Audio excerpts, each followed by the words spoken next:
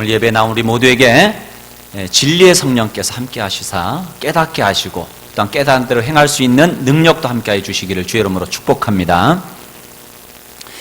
요즘 연일 일본과의 일본의 경제적인 공격으로 인해서 우리나라 전역이 비상사태에 빠져 있습니다. 그런데 지난 8월 1일 국회 예산결산특별위원장이 추가 경정예산안 협상이 이루어지는 가운데에 음주를 한 모습으로 나타나서 비판이 쏟아졌던 그런 일이 있었습니다. 그 기사를 보고서 저도 참 마음이 많이 답답함을 느꼈습니다. 국민들이 이 엄중한 시기에 국민들의 지도자라고 할 수 있는 이 국회의원들에게 바라는 것이 무엇이겠습니까? 큰 거 아니잖아요. 정말 이 어려운 때에 지혜를 모으고 마음을 모아서 이 국가의 어려움들을 함께 이겨나가야 되는데 어떤 변명을 내놓더라도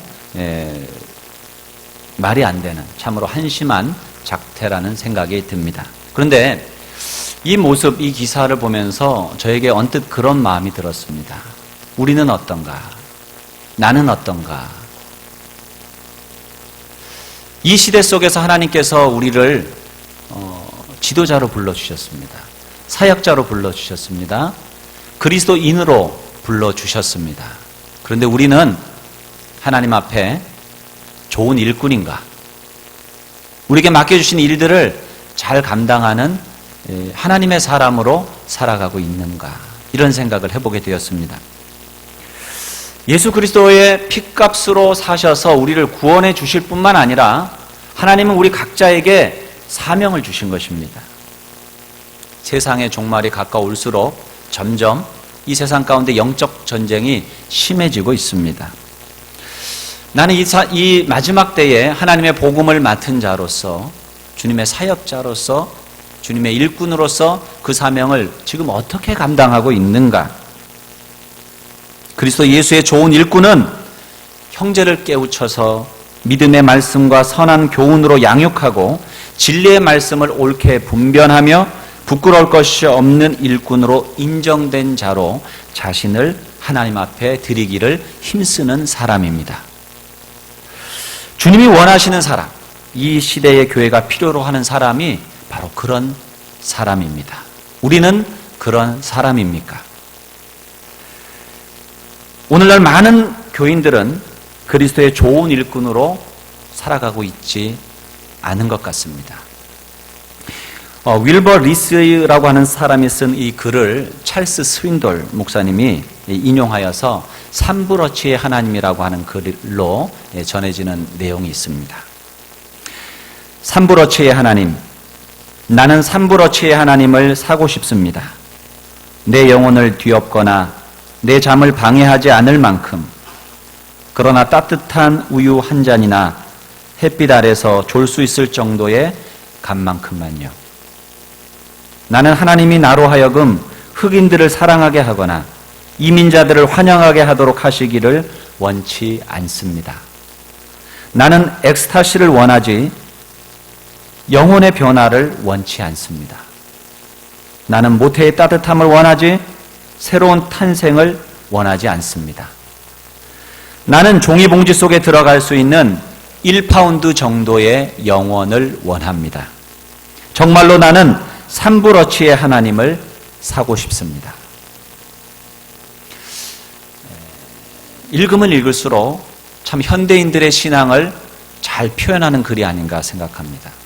오늘날 많은 그리스도인들이 삼불이면 뭐예요?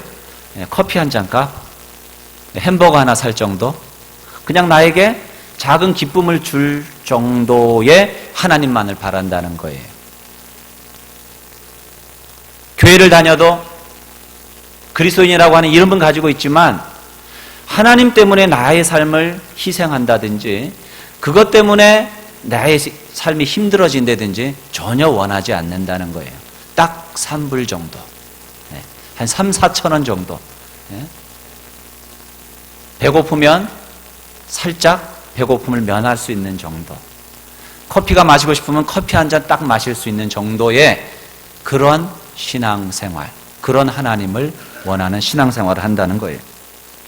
하나님의 부르심을 따라가지 않고 자기가 가고 싶은 곳으로, 자기가 가고 싶은 방향으로 그렇게 살아간다는 거예요. 하나님을 알라딘의 마술램프에 나오는 그 거인 요정 지니처럼 자기가 부릴 수 있는 그 정도의 하나님으로 생각하고 그러기를 원하는 그런 신앙생활하며 살아간다는 것입니다. 그것은 엄밀한 의미로 보면 종교이지 기독교가 아니에요. 마치 불상을 모시는 부처에 가서 불공을 드리는 불자처럼 미신을 모시는 저기 점집에 가서 점을 치는 사람들과 별반 다를 것이 없어요.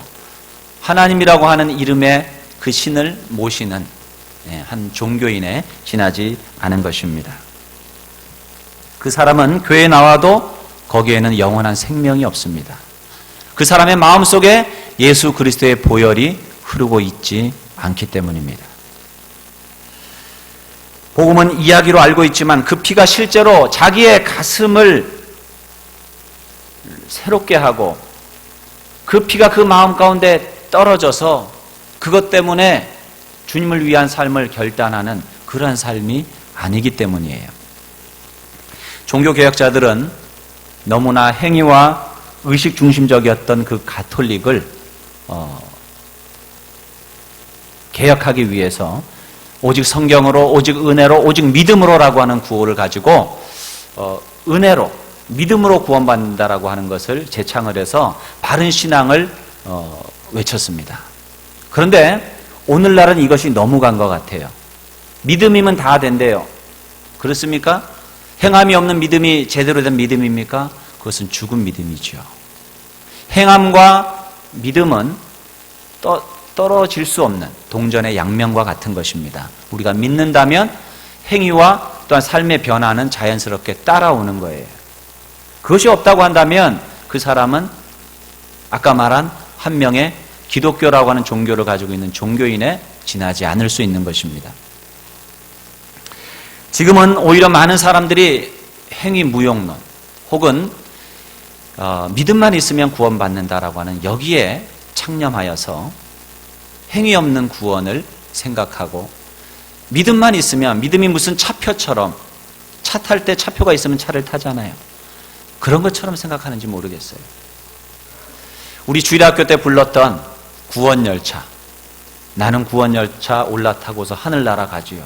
예수님이 차장이래요. 그래서 그 차표가 필요 없어요. 예수님만 믿으면 가. 뭐 이제 이러한 신앙만 가지고 우리가 계속 신앙생활을 하는데, 어릴 때는 그러한 비유가 맞아 떨어지겠지만 이제는 아직도 그런 수준에 머물러 있으면 안 됩니다. 믿음은 우리가 차표처럼 소유할 수 있는 그 무엇이 아니에요. 오히려 믿음이 나를 소유하여서 나의 삶을 사로잡고 나를 변화시켜 가는 거예요. 예수를 닮아가게 하고 하나님의 일꾼으로 나를 변화시켜 가는 것, 그것이 믿음의 역사예요. 믿음은 그렇게 심리적이고 우리의 어떤 마음속에 갇혀있는 그런 것이 아니에요. 그것은 살아있는, 역사하는 믿음인 것입니다. 성경이 말하는 참된 믿음은 그런 거예요. 차표처럼 소유할 수 있는 것이 아니에요. 우리는 빨리 이것을 깨달아야 됩니다. 만약에 내가 아까 말씀드렸듯이 삼부러치의 하나님을 바라고 내 뜻대로 내 생각대로 그저 아무런 지장 없이 내 즐거움을 위한 종교 생활을 하고 있다라고 한다면 여러분은 빨리 깨닫고 돌이켜야 됩니다. 거기는 생명이 없어요. 참신앙은 예수님을 믿은 이후에 그 사람으로 하여금 주님을 닮아가고 주님의 좋은 일꾼이 되도록 우리에게 열심을 내게 하는 능력입니다. 우리는 이런 믿음 갖기 위해서, 주님의 좋은 일꾼이 되기 위해서 어떻게 해야 되느냐? 오늘 성경을 보면 경건에 이르기를 연단하라고 사도 바울은 권면하고 있습니다. 오늘과 다음 주에 이어서 두 번에 걸쳐서 경건에 이르기를 연습하라라고 하는 제목을 가지고 그래서 여러분과 함께 은혜 나누기를 원합니다. 여러분, 우리가 왜 경건에 이르기를 연습해야 되느냐? 우리 가운데 어느 누구도 그렇게 하지 않아도 될 만큼 신앙적으로 완전한 사람이 없기 때문이에요. 여러분 예수님 10년, 20년, 30년 믿고 나시니까 여러분 완전하여지셨습니까? 그런 분이 계시면 여기 계실 필요가 없어요. 하늘나라 가셔야 됩니다. 우리는 다 연약한 사람들이에요. 여러분 오늘 이 디모데 전서의 말씀을 사도 바울이 전하고 있는데 이 말씀의 수신자가 누구냐? 1차적으로는 디모데예요. 디모데는 사도 바울의 믿음의 아들입니다. 그는 14절에 보면 장로회에서 안수를 받고 장로가 된 사람이에요. 성경에서 나오는 장로는 오늘날로 따지면 목사입니다. 다른 장로라고도 하고 다른 데서는 감독이라고도 이야기를 하죠. 다 목회자를 이야기하는 거예요. 그래서 디모데는 에베소 교회의 담임 목사예요. 그렇게 목회를 하고 있는 사람이에요. 그는 사도 바울에게 많은 칭찬을 받았고 또 많은 사람들에게 칭송을 받는 지도자요. 또한 말씀을 전하는 선생입니다. 그런데 그를 향해서 사도 바울이 주는 이야기예요. 경건에 이르기를 부단히 연습하라는 거예요. 부단히 경건에 이르기를 연단하라는 거예요. 이 말이 디모데에게 적용됐다면 여기에 있는 모든 사람은 이 말씀을 적용하지 않아도 될 사람은 아무도 없어요. 우리가 그보다 더 성숙한 사람이 있다고 말할 수 없기 때문입니다. 성도가 경건한 삶을 사는 것은 사실 평생의 과제입니다. 그러므로 경건에 이르도록 연단하라고 하는 말은 저와 여러분이 오늘 들어야 될 말씀인 줄로 믿습니다. 또한 우리가 경건에 이르기를 연습해야 되는 이유는 예수님께서 십자가에서 피 흘려 죽으셨기 때문입니다. 예수님의 십자가의 죽음은 죄와 사망의 법에서 우리를 건져내서 거룩의 자리, 경건의 자리로 우리를 불러주시는 거예요. 달리 말해서 우리가 죽어서 천국 가기만을 위해서 예수님 십자가 달려 죽으신 게 아니에요. 만약 그렇다라고 한다면 예수 믿고 우린 바로 천국으로 가야죠. 우리는 이 땅을 살아야 돼요. 이 땅에서 어떻게 살아야 돼요? 하나님의 거룩한 백성으로 경건한 하나님의 사람으로 살아가야 되는 거예요. 그것은 우리가 져야 될 삶의 몫이에요. 예수님께서 우리를 죄악 가운데서 구원해 주셨는데 우리가 어떻게 죄악의 길로 다시 갈 수 있겠습니까?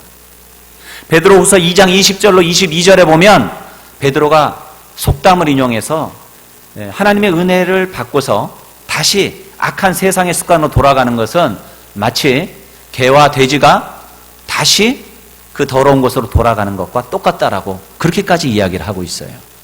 우리가 진정으로 예수님을 만났다면, 우리의 마음속에 지금 예수 그리스도의 보혈이 흐르고 있다면 어떻게 우리가 예수 믿기 전의 삶으로 돌아갈 수 있습니까?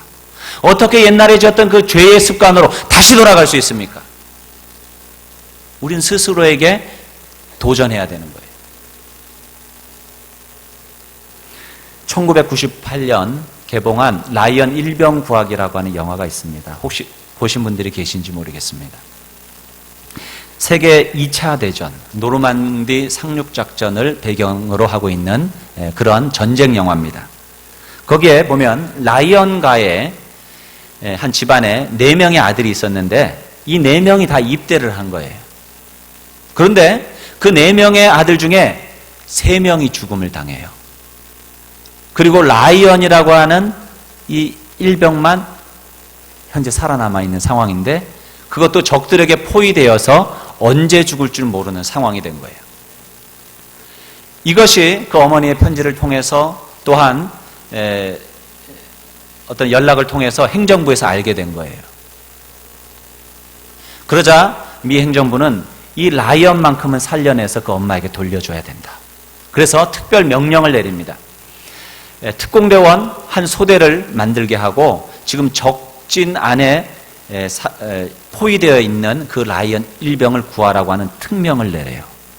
그래서 훈련된 1등 사수들, 그 특공대들이 한 소대가 그 라이언 일병 한 명을 구하기 위해서 적진 속으로 헬리콥터를 타고 들어가게 됩니다.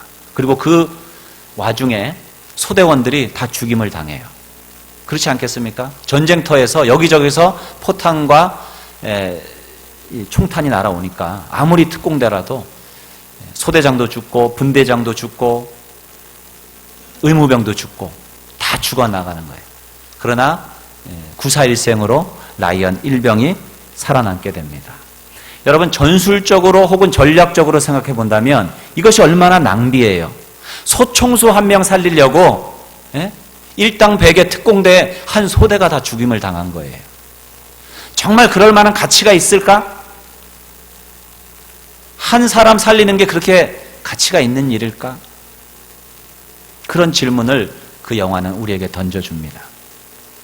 어쨌든 라이언 일병이 그 전쟁터, 그 사지에서 살아나게 돼요. 그리고 나서 세월이 흐릅니다. 한 노 부부가 알링턴 공동묘지에 등장을 합니다. 그 노인은 바로 라이언 일병이었어요. 라이언 일병이 평생을 살고 이제는 백발 노인이 된 거예요. 그리고 아내와 함께 자기를 위해서 목숨을 버렸던 그때 그 젊은 군사들의 묘지에 가서 참배를 합니다.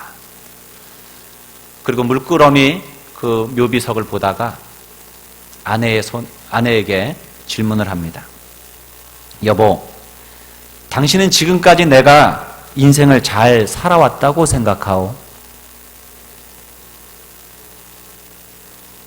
그러자 아내가 남편의 손을 꼭 쥐면서 이렇게 대답합니다.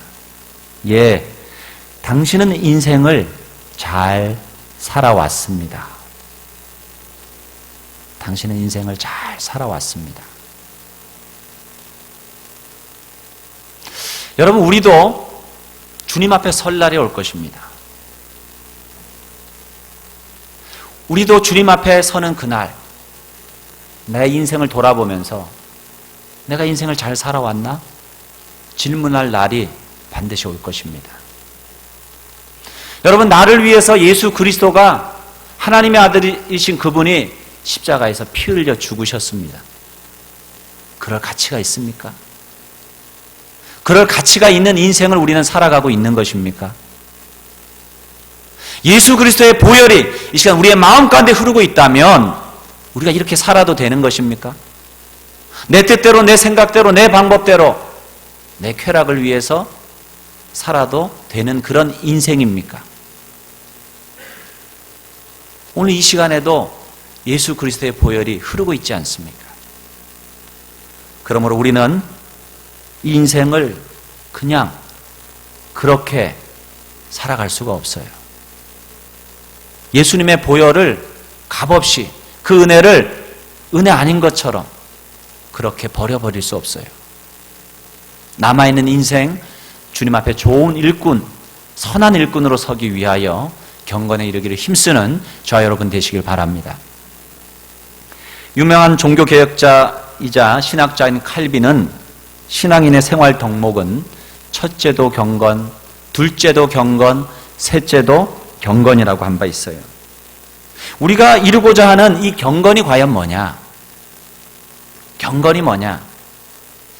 여러 가지로 표현할 수 있겠지만은 저는 영어로 쓴 그 말을 좀 풀어서 설명하는 것이 효과적이라는 생각이 들었어요. 영어로 하면 godliness예요. godliness. God, 하나님이죠. 그 다음에 ly, 부사형 어미입니다. 거기에 ness, 명사형 어미가 붙어 있어요. 달리 말하면 하나님같이, 하나님 같음, 하나님을 닮아간다는 의미가 그 안에 있는 거예요.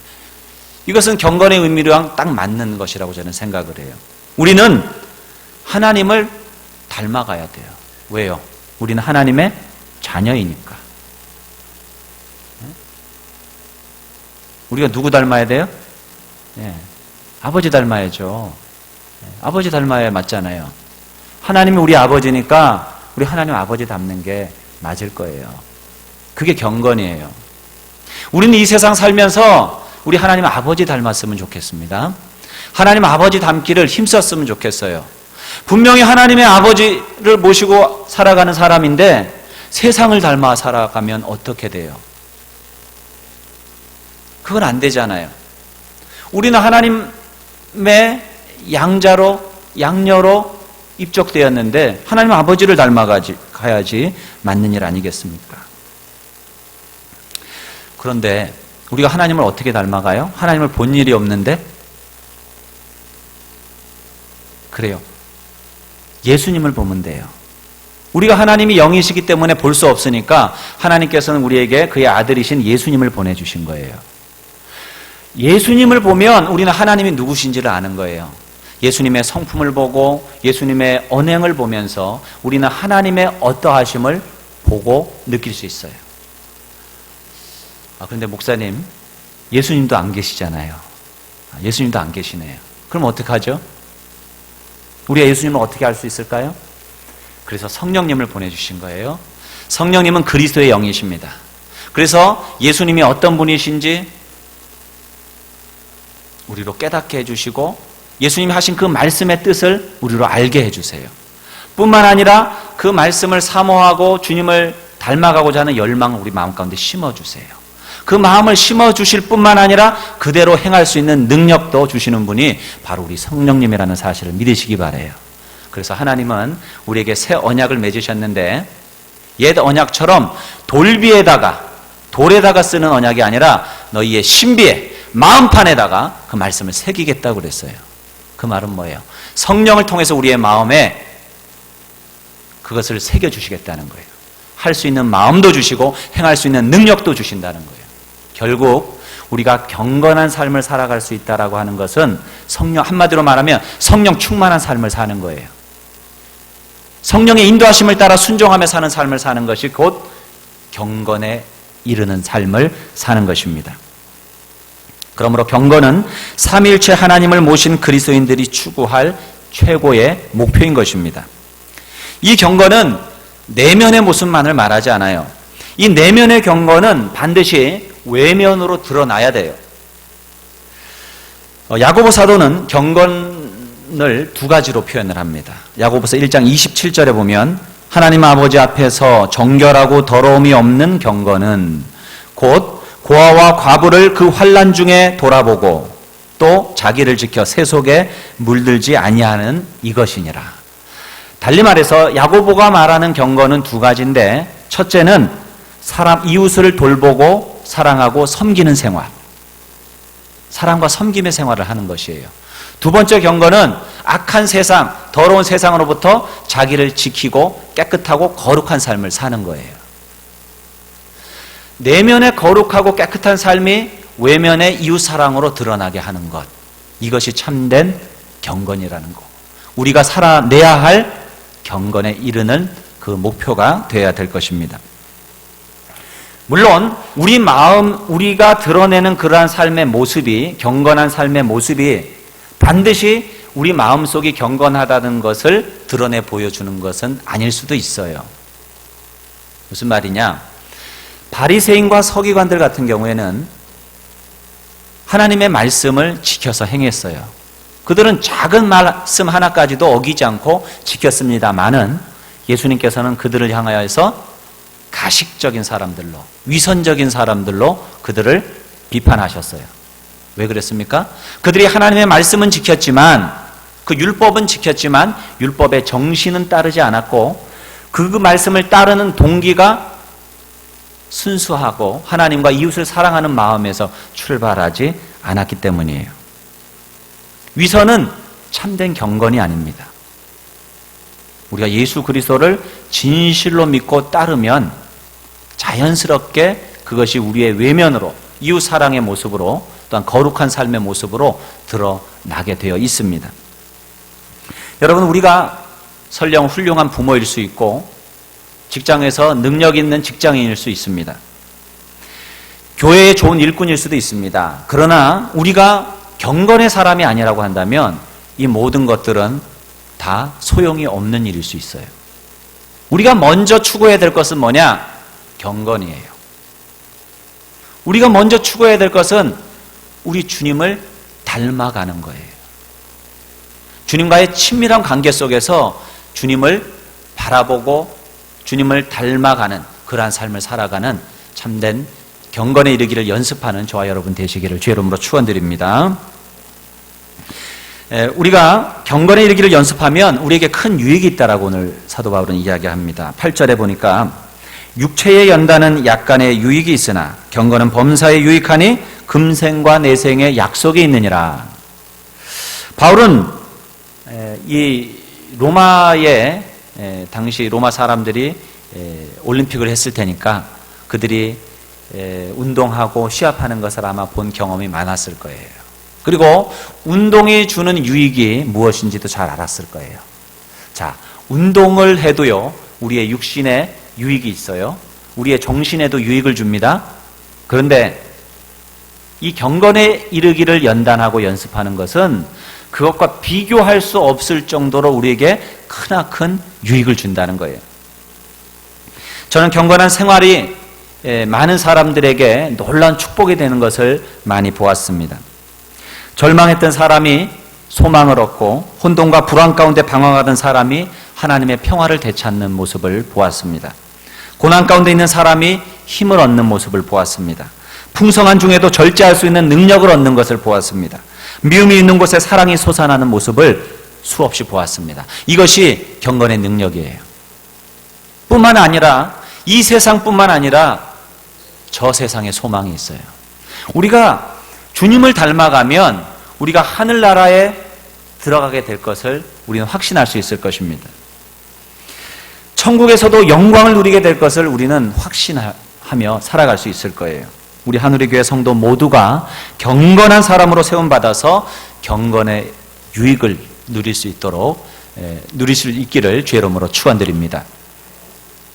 자, 어떻게 우리는 그러면 경건에 이를 수가 있겠느냐? 그 방법을 잠깐 말씀을 드립니다. 첫째는 오늘 사도 바울은 망령되고 허탄한 신화를 버리라 이렇게 말씀합니다. 우리가 경건에 이르기 위해서는 버려야 될 것을 버려야 돼요. 새 옷을 입으려면 먼저 뭘 해야 돼요?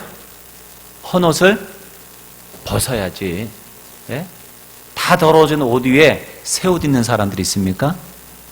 그런데 우리는 옛날의 죄의 습관들을 그대로 가지고 있으면서 예수 믿겠다고 하시는 분들이 있어요. 안 돼요. 어려워요. 먼저 벗기를 힘쓰셔야 돼요. 망령되고 허탄한 신화를 버리라고 오늘 사도 바울은 이야기하고 있는데 그게 무슨 뜻이냐? 직역을 해보니까 영어 성경을 허탄한 신화와 늙은 여인들의 이야기를 버리라는 거예요. 허탄한 신화. 그런 이야기들 있잖아요. 말 같지 않은 이야기, 뭐 심심풀이 같은 이야기, 또 많은 사람들의 이 뒷이야기, 소위 말하는 뒷담화, 이런 이야기, 비난하는 이야기, 가십성의 이야기, 이런 것들 버리라는 거예요. 그런데 이런 이야기가 죄송하지만 연세 드신 여성분들에게 점점 더 많은 것 같아요. 그래서 그런지 그것을 주의하라고, 버리라고 오늘 성경은 이야기를 하고 있어요. 그것이 영적으로 상당히 해롭기 때문에 그 이야기를 하고 있는 거예요.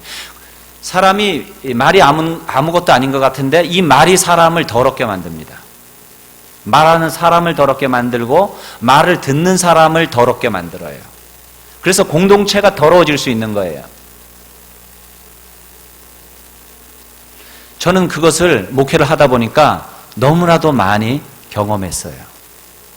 이것이 얼마나 큰 해악이 되는지, 얼마나 악한 것이고 얼마나 공동체에 피해가 되는지를 많이 경험을 했어요. 여러분, 남의 말을 하지 마세요. 그리고 누군가 여러분에게 남의 말을 하면 듣지 마세요. 듣더라도 맞장구 치지 마세요. 그리고요, 듣더라도 전달하지 마세요.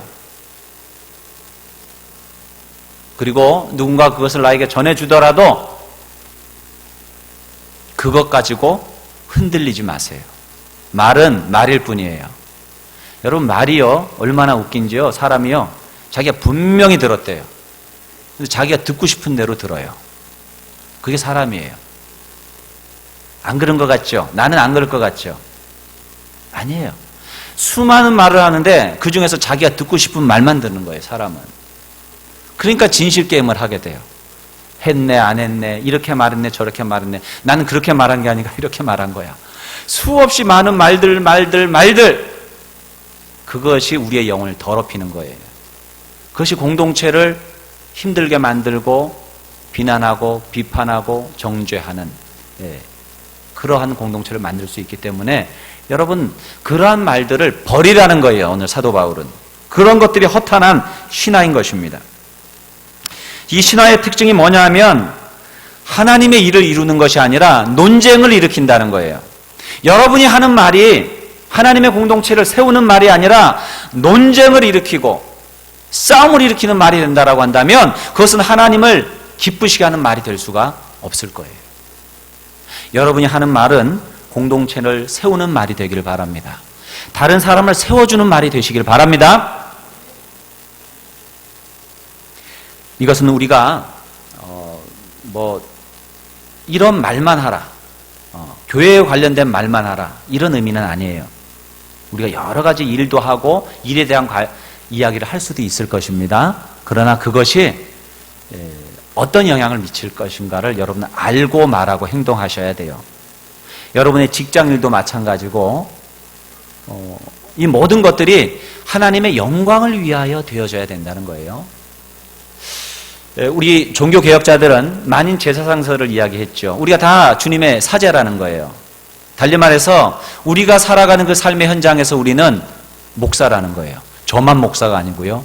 여러분도 여러분의 직장에서 그리스도인이라고 한다면 목사라는 거예요. 그렇게 한번 생각해 보세요. 여러분의 가정에서 여러분이 목사예요. 여러분의 직장 가운데서 여러분이 일하는 그곳에서 여러분이 목사라고 생각해 보세요. 여러분이 어떻게 말하고 어떻게 행동해야 되겠습니까? 그렇게 부름 받았다는 거예요. 그러므로 여러분이 말하는 그 말 한마디를 조심하셔야 되고 하나님의 영광을 위하여서 여러분 말하고 일하셔야 된다는 것입니다. 경제활동 중요합니다. 그런데 경제활동에 죄가 들어가면 탐욕주의에 빠져요. 여러분이 경제활동을 하셔야 되지만 하나님의 영광을 위하여 하셔야지 탐욕에 빠지시면 안 되는 거예요. 여가활동 필요합니다. 그런데 여가활동에 죄가 들어가면 쾌락주의로 빠져요. 여러분이 쉼을 갖고 여가와 취미활동을 하셔야 되지만 그리고 하는 것이 유익하지만 그 또한도 하나님의 영광을 위하여 하시라는 거예요. 그럴 때에 우리는 하나님께 영광을 돌리는 그리고 하나님이 주신 것을 누리고 그 영광을 드러내는 삶을 살아갈 수 있는 것입니다. 그래서 여러분이 말하고 행동하는 것 가운데에서 하나님께 영광이 되지 않는 것은 과감하게 버리시기를 바랍니다. 가지치기를 하시기 바랍니다. 여러분 포도나무에 포도 열매가 잘 맺히려면 어떻게 해야 돼요? 가지치기 해야 돼요. 예. 블루베리 딸 때도 그렇게 해야 된다고 김 집사님이 말씀해 주시더라고요. 가지를 쳐야 그 블루베리도 크고 알이 굵게 나와서 상품 가치가 있게 되는 거예요. 우리도 마찬가지예요. 우리가 정말 주님이 기뻐하시는 선한 일꾼 되려면 우리의 삶에 반드시 가지치기가 필요해요. 여러분 그런 장가지들이 애쓴다고 안 나와요? 가만히 있으면 그런 장가지들은 생기기 마련이에요. 잡초 심는 사람 없어요. 그런데 가만 놔두면 그 땅에 잡초는 생기는 거예요. 우리도 마찬가지예요. 날마다 우리가 말씀과 기도 가운데에 경건에 이르기를 힘쓰는 것은 어찌 보면 잡초 제거하는 것이고 가지치기 하는 거예요. 그것을 통해서 우리가 하나님 앞에 좋은 일꾼으로 세워져 가는 거예요. 여러분 버려야 될 것 있죠? 잘라버려야 될 것 있죠? 벗어버려야 될 것 있죠? 새롭게 시작하는 귀한 이 시간이 되기를 주의 이름으로 축원드립니다. 왜 우리가 허탄한 신화를 버리고 경건의 훈련을 해야 되느냐? 그것은 또한 사탄이 우리를 그냥 두지 않기 때문이에요. 베드로 전서 5장 8절에서 베드로가 이렇게 말합니다. 근신하라 깨어라 너희 대적 마귀가 우는 사자같이 두루 다니며 삼킬 자를 찾나니. 마귀가요 아주 요물이잖아요. 영적인 존재니까 우리의 약함을 잘 압니다. 우리의 약함을 잘 알아요. 그것을 비집고 들어간다는 것을 알아야 돼요. 그렇기 때문에 베드로는 간곡하게 권면하고 있는 거예요. 어찌 보면 베드로는 이 이야기를 하면서 자신의 경험을 떠올렸는지도 몰라요. 베드로는 어떤 사람이었어요? 아주 열정이 넘치는 사람이었어요. 리더십이 있는 사람이었어요. 모든 일에 앞장서는 사람이었습니다. 사람들이 나를 누구라 하느냐 했을 때 제자들이 여러 가지 이야기를 했잖아요. 그때 예수님께서 보시면서 제자들에게 묻습니다. 너희는 나를 누구라 하느냐? 그때 제일 먼저 말한 사람이 누구예요? 베드로예요. 네, 베드로. 주는 그리스도시요 살아계신 하나님의 아들입니다. 성격대로 나와요. 사람이 자기 성격을 못 버리죠. 나중에 그가 부활하신 예수님이 찾아오셨을 때에도요. 그는 배가 이 물 곁에 내려올 때까지 못 기다려요. 배에서 물속으로 첨벙 뛰어들어서 수영해서 밖으로 나오는 사람이에요. 기다릴 수가 없는 사람이에요. 급한 사람이에요. 그는 예수님께서 십자가에 달려 죽으신다라고 하는 말씀을 하셨을 때에 자기는, 그리고 자기를 부인할 것이라고 하는 이야기했을 때 자기는 부인하지 않는다. 우리도 예수를 위해서 함께 죽으러 가자 했던 사람이 베드로예요. 근데 정작 예수님이 사로잡혀 가실 때 어떻게 합니까? 3번 부인합니다. 그리고 저주까지 했던 사람이에요. 그 사람이 베드로예요. 내가 그렇게 말했는데 그 말과는 전혀 다르게 행동했던 자기 자신을 보면서 그는 통곡을 하며 울게 됩니다. 그래서 누가복음 22장 31절로 32절에서 베드로가 이렇게 말합니다. 베드로에게 예수님은 이렇게 말씀하셨습니다. 시몬아 시몬아 보라, 사단이 밀가부르듯 하려고 너희를 청구하였으나 그러나 내가 너를 위하여 내 믿음이 떨어지지 않기를 기도하였노니 너는 돌이킨 후에 내 형제를 굳게 하라. 우리 주님은 베드로가 그 급한 성격 때문에 또 그 연약함 때문에 주님을 부인할 것을 알았어요. 나중에 돌이키라는 거예요. 여러분, 우리도 마찬가지입니다. 실수할 수 있습니다. 넘어질 수 있습니다. 그러나 돌이키셔야 돼요. 그리고 또다시 그 같은 유혹에 넘어가지 말아야 돼요. 그러기 위해서는 여러분 경건에 이르기를 힘쓰셔야 돼요. 말씀과 기도 가운데 깨어 계셔야 돼요. 말로 실수한 사람은 늘 말로 실수를 합니다. 어떤 죄를 범하는 사람은 늘 습관적으로 그 죄를 범해요. 보십시오. 우리가 행하는 모든 것들이 그래요.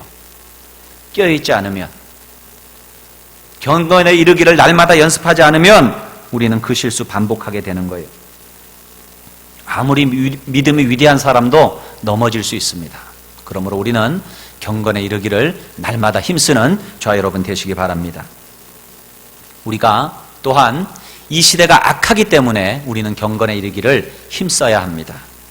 이 시대는 어찌 보면 하나님의 불심판이 지금 바로 내려도 전혀 불만할 것이 없을 정도로 악한 시대를 우리가 살아가고 있어요. 디모데 후서에 나오는 그러한 이야기가 어찌 보면 우리가 오늘날 살아가고 있는 이 시대와 거의 같은 이야기를 하고 있지 않나 그런 생각이 듭니다. 사람들은 빨리 왕래하면서 자기의 유익을 위해서, 자기의 쾌락을 위해서 그렇게 살아가요. 자기중심적이고 이기적이에요. 사람들의 말을 듣지 않아요.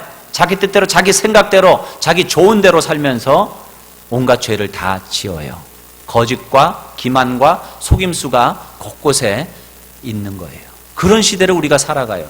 주님께서 그 죄대로 갚으신다라고 한다면 지금 당장 불심판을 내려도 면할 수 없는 것이 이 시대라는 것을 우리는 인정할 수밖에 없습니다. 이 시대를 우리가 지금 살아가고 있어요.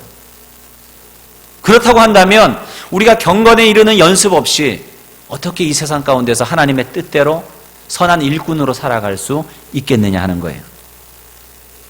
우리는 우리가 이런 시대 속에 살면서 신앙생활하고 있다는 사실을 몰라서는 안 돼요. 여러분, 주일날 한 번 예배 드리고 신앙생활을 잘 할 수 있다면 그건 기적이에요. 그러기 어려워요. 여러분이 삶 속에서 말씀과 기도의 삶이 부재한데 여러분이 한 주간을 좋은 일꾼으로 산다? 그건 어려운 일이에요. 말씀을 붙들고 기도하는 그런 시간이 반드시 필요합니다. 왜냐하면 우리는 이 세상에서 알게 모르게 영향을 받고 살아가기 때문입니다.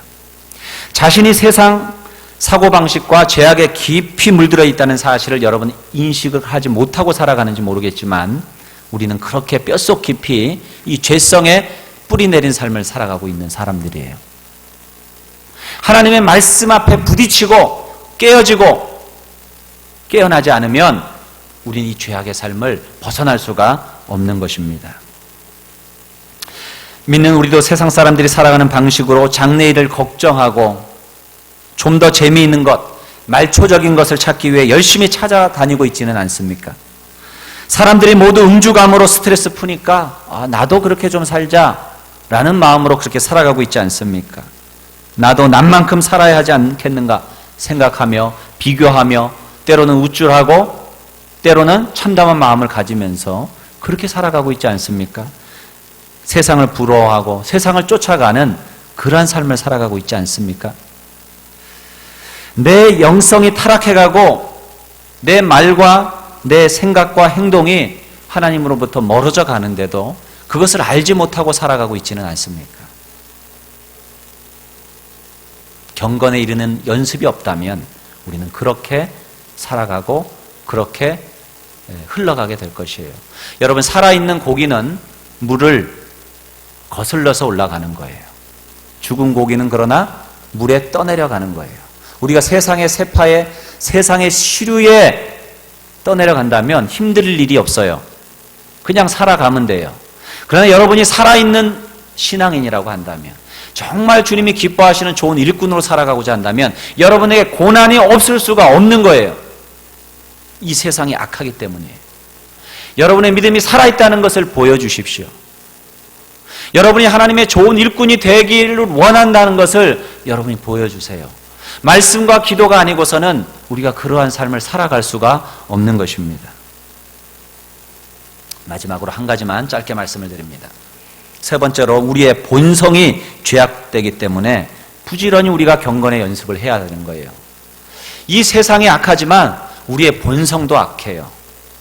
원함은 내게 있지만 원하지 않는 다른 악이 우리 안에 있다라고 사도 바울은 고백하는데, 그게 바로 죄성입니다.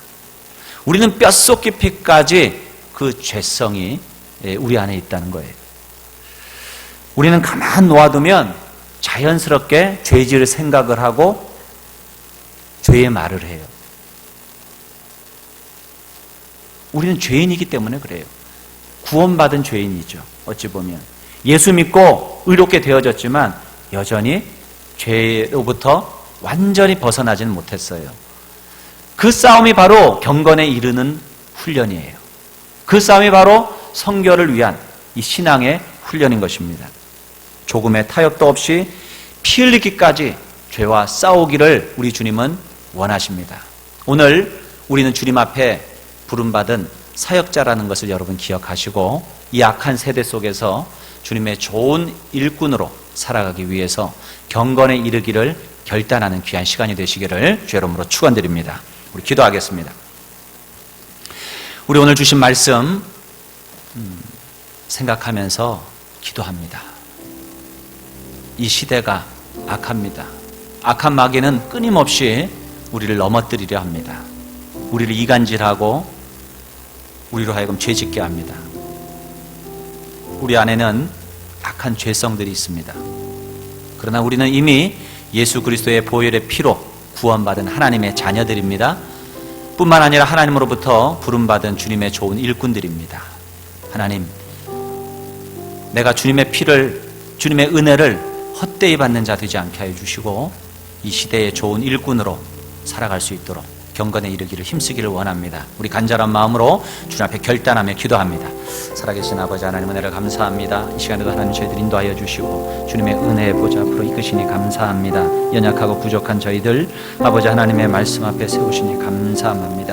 이 죄악된 세대 가운데 빛과 소금으로 부르시고 이 아버지 악한 세대 속에서 우리를 아버지 사역자로 불러주시니 감사합니다. 이 시간도 주의 보혈이 이 시간 우리의 마음에 흐르게 하여 주옵소서. 아버지 하나님으로 말미암아 우리들이 새로워지게 하시고 아버지 어떤 형편, 어떤 어려움, 어떤 고난이 와도 이 세파에 넘어지고 쓰러지고 좌절하더라도 다시 일어나 우리 주님을 향하여 나아갈 수 있는 십자가의 군병들이 되게 하여 주옵소서. 주님의 좋은 일꾼으로 살아가게 하여 주시옵소서. 이를 위하여 경건에 이르기를 힘쓰게 하여 주시옵소서. 이를 위하여 우리가 결단하며 나아갑니다. 하나님, 우리가 말씀과 기도 가운데 깨어있게 하여 주시고 주님 의지하며 승리하며 나아갈 수 있도록 주님 도와 주시옵소서. 역사하여 주시옵소서. 하나님이 기뻐하시는 삶을 살게 하시고 오직 경건에 이르기를 연습하는 우리 모든 성도의 삶을 살아갈 수 있도록 주여 도와주시옵소서. 끊임없이 결단하고 끊임없이 도전하며 주님의 뜻을 이루어 드릴 수 있도록 역사하여 주옵소서.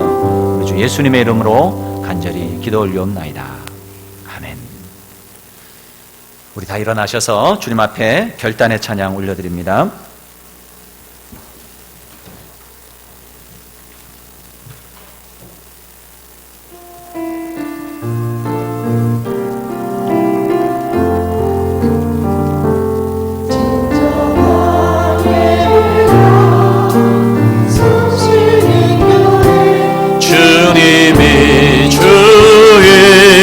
되시는 교회, 믿음의 기도가 쌓이는 교회, 최고의 찬양을 드리는 교회, 말씀이 살아 움직이는 교회, 성도의 사랑이 넘치는 교회, 섬김과 헌신이 기쁨이 되어 열매 맺는 아름다운 교회, 주님의 마음 닮아서 이웃을 사랑하는 교회, 주님의 영광을 위해서 빛 대신 주님 전하는 교회,